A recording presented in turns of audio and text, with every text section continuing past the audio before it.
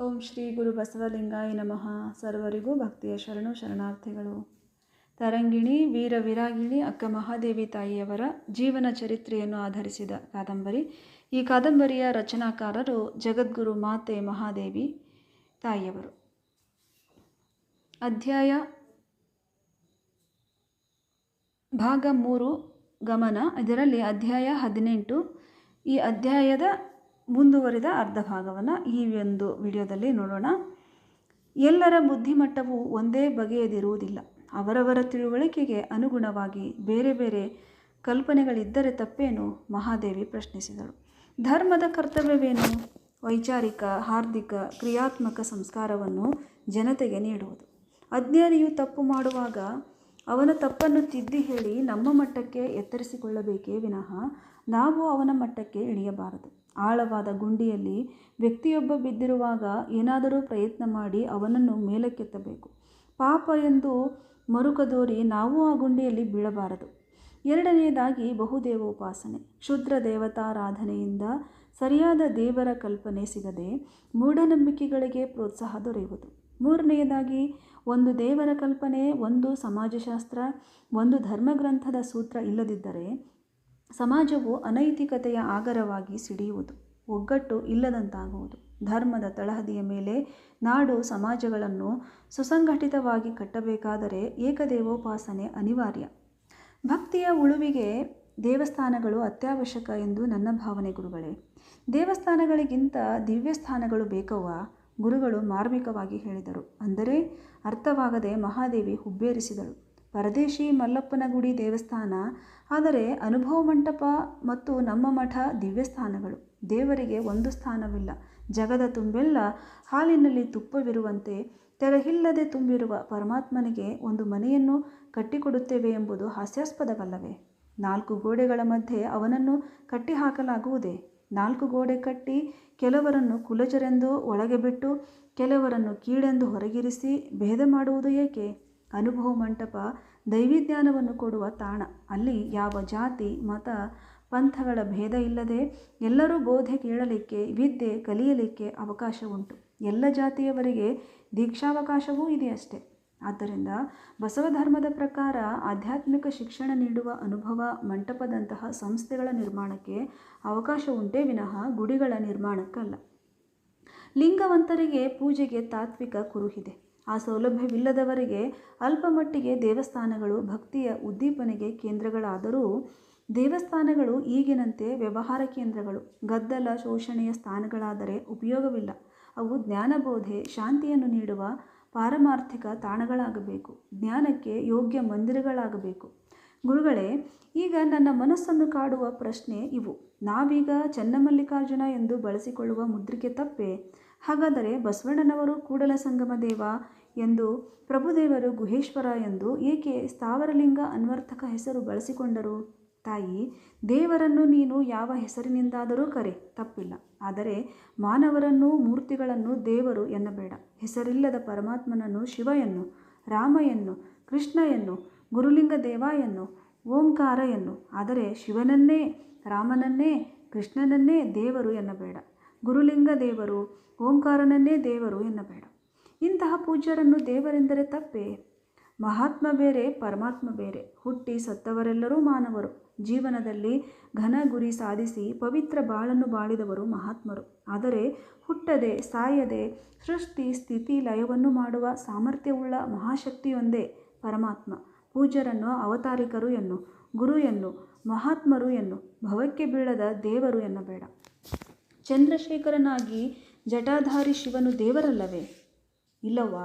ಒಂದಾನೊಂದು ಕಾಲದಲ್ಲಿ ಐತಿಹಾಸಿಕವಾಗಿ ಇದ್ದು ಗೌರಿವಲ್ಲಭನಾಗಿ ಮಹಾಯೋಗಿಯಾಗಿ ದಕ್ಷ ಯಾಗ ಭಗ್ನದಂತಹ ಲೀಲೆಗಳನ್ನು ಮಾಡಿದ ಅವನನ್ನು ದೇವರು ಎನ್ನಲು ಬಾರದು. ಹಾಗಾದರೆ ಇಷ್ಟಲಿಂಗ ಪೂಜೆ ತಮೋಗುಣ ಪ್ರಧಾನ ರುದ್ರನ ಪೂಜೆಯಲ್ಲವೇ? ಸರ್ವತಾ ಅಲ್ಲ. ಸತ್ವ, ರಜ, ತಮೋಗುಣಗಳಿಗೆ ಅತೀತನಾದ ಸತ್ ಚಿತ್ ಆನಂದ ಸ್ವರೂಪನಾದ ಪರವಸ್ತುವಿನ ಪೂಜೆ. ಹಾಗಾದರೆ ಶಿವನಿಗೆ ಈ ನವಧರ್ಮದಲ್ಲಿ ಸ್ಥಾನವಿಲ್ಲವೇ? ಖಂಡಿತವಾಗಿ ಇದೆ. ನಾವು ಪೌರಾಣಿಕ ಶಿವನನ್ನು ಮನ್ನಿಸುವುದಿಲ್ಲ, ಪೂಜಿಸುವುದಿಲ್ಲ. ಐತಿಹಾಸಿಕ ಶಿವನನ್ನು ಮನ್ನಿಸುತ್ತೇವೆ, ಪೂಜಿಸುವುದಿಲ್ಲ. ನಿರಾಕಾರ ನಿರ್ಗುಣನಾದ ತಾತ್ವಿಕ ಶಿವನನ್ನು ಮನ್ನಿಸುತ್ತೇವೆ, ಪೂಜಿಸುತ್ತೇವೆ.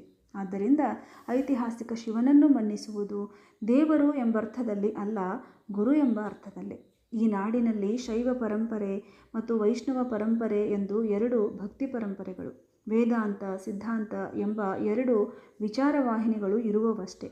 ಈ ಶೈವ ಪರಂಪರೆ ಬಹು ಪುರಾತನ, ವೇದಗಳ ರಚನೆಗೆ ಪೂರ್ವದಲ್ಲಿ, ಆರ್ಯರ ಆಗಮನಕ್ಕೆ ಮುನ್ನವೇ ಇದ್ದ ಪರಂಪರೆ ಇದು. ಇದಕ್ಕೆ ಮೂಲ ಗುರು ಶಿವನು. ಶಿವನು ಕೇವಲ ಪೌರಾಣಿಕ ಕಾಲ್ಪನಿಕ ವ್ಯಕ್ತಿಯಲ್ಲ, ಶೈವ ಧರ್ಮವನ್ನು ನೀಡಿರುವ ಆದರ್ಶ ಯೋಗಿಯಾಗಿ ಬಾಳಿದ ಮಹಾನುಭಾವ, ಐತಿಹಾಸಿಕ ವ್ಯಕ್ತಿ. ಇವನು ಶೈವ ಧರ್ಮದ ಮೂಲಗುರು. ಅವನು ಬೋಧಿಸಿದ್ದು ವೈಚಾರಿಕ ಧರ್ಮವೇ. ಅಲ್ಲಿ ಸಹ ಜಾತಿಭೇದ, ಯಜ್ಞಯಾಗ, ಕರ್ಮಕಾಂಡ ಇರಲಿಲ್ಲ.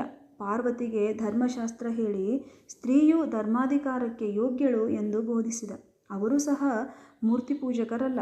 ಶಿವನ ಐಕ್ಯಾನಂತರ ಅವನ ಪ್ರತಿರೂಪವಾಗಿ ಸಾಂಕೇತಿಕವಾಗಿ ಸ್ಥಾವರ ಲಿಂಗಾರಾಧನೆ ಆರಂಭವಾಯಿತು. ಅವನ ತತ್ವಗಳನ್ನು ಕಟ್ಟುನಿಟ್ಟಾಗಿ ಆಚರಿಸಿದ ಅವನ ಅನುಯಾಯಿಗಳು, ಶಿಷ್ಯರು ಎಂದರೆ ಋಷಭ, ವೀರಭದ್ರ ಮುಂತಾದವರು. ಋಷಭನು ವೀರತನದಿಂದ ಶಿವನ ಧರ್ಮವನ್ನು ಉಳಿಸಲು ಬೆಳೆಸಲು ಪ್ರಯತ್ನ ಮಾಡಿದನು. ನಂತರ ಬಂದ ವೈದಿಕ ಸಂಪ್ರದಾಯಗಳ ಪ್ರಭಾವಕ್ಕೆ ಒಳಗಾಗದೆ ಆ ತತ್ವಗಳನ್ನು ಎಳ್ಳಷ್ಟು ಇಂಬಿಟ್ಟುಕೊಳ್ಳದ ಒಂದು ಜನಾಂಗ ಋಷಭನ ನೇತೃತ್ವದಲ್ಲಿ ಆರಂಭವಾಯಿತು. ಅದೇ ವೀರಶೈವ.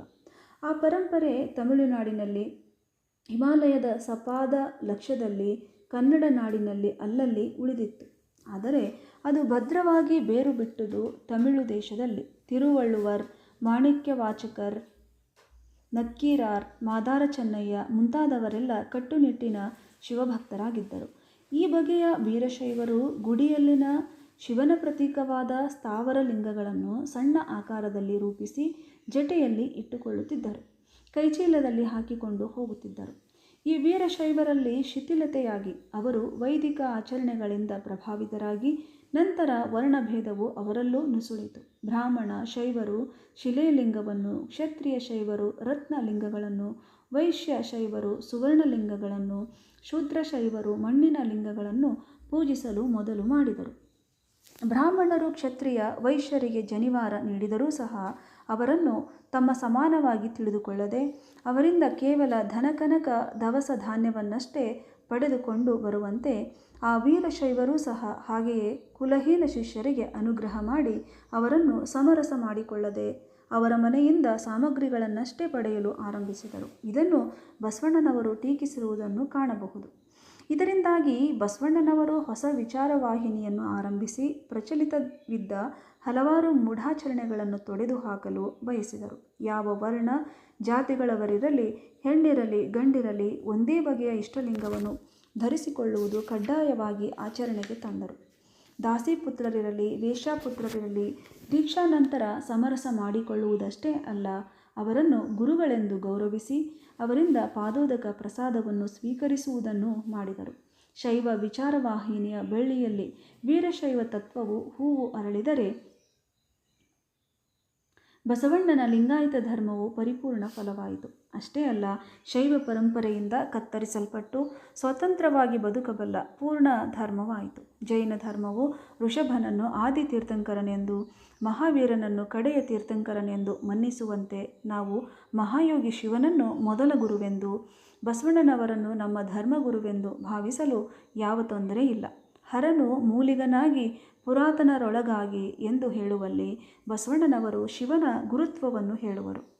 ಬಸವಣ್ಣನವರ ಮುದ್ರಿಕೆ ಕೂಡಲ ಸಂಗಮ ದೇವ. ಇದು ಸ್ಥಾವರಲಿಂಗದ ಅನ್ವರ್ಥಕವಲ್ಲ, ಇಷ್ಟಲಿಂಗದ ಅನ್ವರ್ಥಕ, ಪರಶಿವ ಸೂಚಕ. ಬಸವಣ್ಣನವರು ಬಾಲಕರಿದ್ದಾಗಲೇ ಮನೆ ಬಿಟ್ಟು ಕೂಡಲ ಸಂಗಮ ಕ್ಷೇತ್ರದ ಗುರುಕುಲದಲ್ಲಿ ವಿದ್ಯೆ ಕಲಿತರು. ಕೆಲವು ಕಾಲದವರೆಗೆ ಆ ಗುಡಿಯಲ್ಲಿ ಪೂಜಾರಿಗಳಾಗಿಯೂ ಇದ್ದರು. ಸಹಜವಾಗಿ ಸಂಗಮನಾಥನೊಡನೆ ಪಿತೃ ಪುತ್ರ ಬಾಂಧವ್ಯ ಬೆಳೆಯಿತು. ವಚನಗಳನ್ನು ಬರೆಯಲು ಪ್ರಾರಂಭಿಸಿ ಆ ಹೆಸರನ್ನು ಬಳಸಿಕೊಂಡರು. ಸಂಗಮವನ್ನು ಬಿಡುವಾಗ ಅವರಿಗಾದ ದಿವ್ಯಾನುಭವ ಅವರ ಬಾಳನ್ನು, ವಿಚಾರಧಾರೆಯನ್ನು ಪಲ್ಲಟಿಸಿ ಬಹುದೇವೋಪಾಸನೆಯಿಂದ ಏಕದೇವೋಪಾಸನೆಗೆ, ಸ್ಥಾವರಲಿಂಗ ಪೂಜೆಯಿಂದ ಇಷ್ಟಲಿಂಗ ಪೂಜೆಗೆ ಪರಿವರ್ತಿಸಿತು. ಅವರು ಕೂಡಲ ಸಂಗಮ ದೇವ ಎಂಬ ಮುದ್ರಿಕೆಯನ್ನು ಬದಲಿಸದೆ ಅದರ ಅರ್ಥವ್ಯಾಪ್ತಿಯನ್ನು ಬದಲಿಸಿಕೊಂಡರು. ಪ್ರಭುದೇವರು ಗೊಗ್ಗಯ್ಯನ ತೋಟದಲ್ಲಿದ್ದ ಗುಹೆಯಲ್ಲಿ ತಪಸ್ಸಿಗೆ ಕುಳಿತಿದ್ದ ಅನಿಮಿಷ ಯೋಗಿಗಳಿಂದ ಇಷ್ಟಲಿಂಗ ಪಡೆದು ಗುಹೆಯಲ್ಲಿ ದೊರೆತ ಈಶ್ವರ ಎಂದು ಹೆಸರಿಸುತ್ತಾರೆ.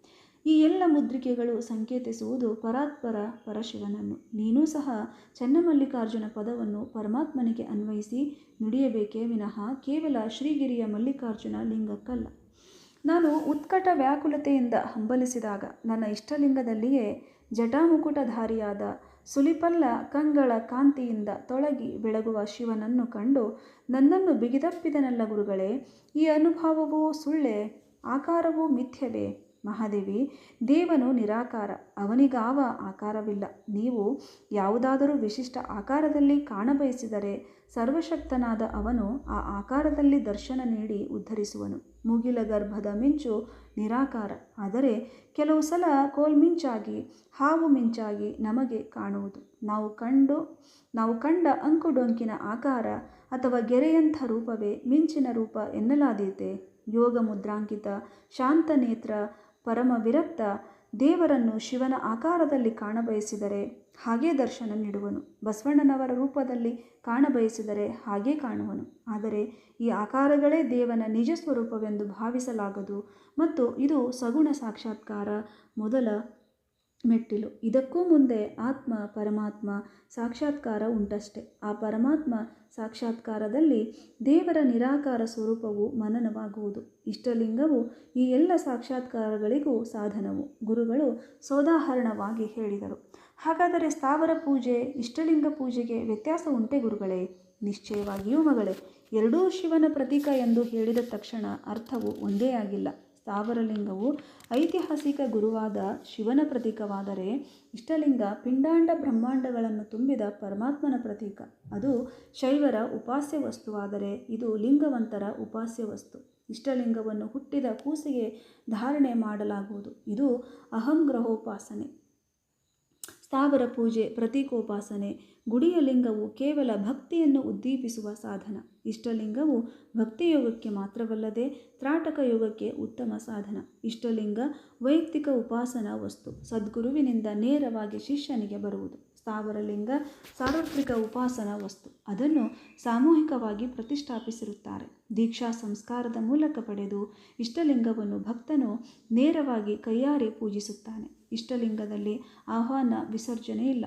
ಸ್ಥಾವರಲಿಂಗದಲ್ಲಿ ಆಹ್ವಾನ ವಿಸರ್ಜನೆಯುಂಟು. ಚೈತನ್ಯಮಯವಾದ ಅಂಗದ ಮೇಲೆ ಪ್ರತಿಷ್ಠಾಪನೆಗೊಂಡ ಇಷ್ಟಲಿಂಗ ದೇಹವನ್ನೇ ದೇವಾಲಯವಾಗಿ ಮಾಡಿಕೊಳ್ಳಬೇಕೆಂದು ಹೇಳುತ್ತದೆ. ಪೂಜಾ ಸ್ವಾತಂತ್ರ್ಯವನ್ನು ಸಮಾನತೆಯನ್ನು ಸಾರುತ್ತದೆ. ಗುರುಲಿಂಗದೇವರು ಹೇಳಿದಾಗ ಮಹಾದೇವಿಯಲ್ಲಿ ವೈಚಾರಿಕ ಕ್ರಾಂತಿ ಆರಂಭವಾಗಿತ್ತು. ಯಾಂತ್ರಿಕ ಭಕ್ತಿಗಿಂತ ಹೃದಯಪೂರ್ವಕ ಆಧ್ಯಾತ್ಮ ಶರಣಧರ್ಮದ ಜೀವಾಳ ಎಂದು ಮನದಟ್ಟಾಗತೊಡಗಿದ್ದಿತು. ತನ್ನ ಪೂರ್ವಿಕರಿಂದ, ತಾಯಿ ತಂದೆಗಳಿಂದ, ಬಾಲ್ಯದಿಂದಲೂ ಬೆಳೆದು ಬಂದ ನಂಬಿಕೆಗಳಲ್ಲಿನ ಅಪೂರ್ಣ ಸತ್ಯವನ್ನು ಗುರುತಿಸಿದಾಗ ಮನಸ್ಸು ಹೊಯ್ದಾಡತೊಡಗಿತು. ಇವನ್ನೆಲ್ಲವನ್ನು ಅಲ್ಲಗಳೆಯುವುದು ಹೇಗೆ ಎಂದು ಮನದ ಮೂಲೆಯೊಂದರಿಂದ ಧ್ವನಿ ಆಡಿದರೆ, ಹೌದು, ಅಂತರಂಗದಲ್ಲಿ ದೇವನನ್ನು ಅರಸುವುದೇ ಆಧ್ಯಾತ್ಮ ಎಂದು ಬುದ್ಧಿ ಸಮರ್ಥಿಸತೊಡಗಿತು. ತತ್ವವನ್ನು ಮನನ ಮಾಡುತ್ತಾ ಗೃಹಾಭಿಮುಖಳಾದಳು. ಇಲ್ಲಿಗೆ 18ನೇ ಅಧ್ಯಾಯ ಮುಕ್ತಾಯವಾಗುತ್ತೆ. ಇಲ್ಲಿವರೆಗೂ ಯಾರು ನನ್ನ ಚಾನಲನ್ನು ಸಬ್ಸ್ಕ್ರೈಬ್ ಮಾಡ್ಕೊಳ್ಳಲಿಲ್ಲ, ಎಲ್ಲರೂ ಸಬ್ಸ್ಕ್ರೈಬ್ ಮಾಡ್ಕೊಳ್ಳಿ. ನಿಮ್ಮ ಸ್ನೇಹಿತರಿಗೂ ಕೂಡ ಶೇರ್ ಮಾಡಿ, ಅದನ್ನು ಅವ್ರಿಗೂ ಕೂಡ ಕೇಳಿಸ್ಕೊಳ್ಳಿಕ್ಕೆ ಹೇಳಿ. ತರಂಗಿಣಿ ಕಾದಂಬರಿ ತುಂಬ ಅದ್ಭುತವಾದ ಕಾದಂಬರಿಯಾಗಿದೆ. 1ನೇ ಅಧ್ಯಾಯದಿಂದ ನಾನು 18ನೇ ಅಧ್ಯಾಯದವರೆಗೂ ವಿಡಿಯೋ ಮಾಡಿ ಹಾಕಿದ್ದೀನಿ. ಎಲ್ಲರೂ ಕೇಳಿಸ್ಕೊಂಡು ಆನಂದ ಪಡಿ ಅಂತ ತಿಳ್ಕೊಂಡು ಈ ಸಂದರ್ಭದಲ್ಲಿ ಹೇಳ್ತಾ ಎಲ್ಲರಿಗೂ ಭಕ್ತಿಯ ಶರಣಾರ್ಥಿಗಳು.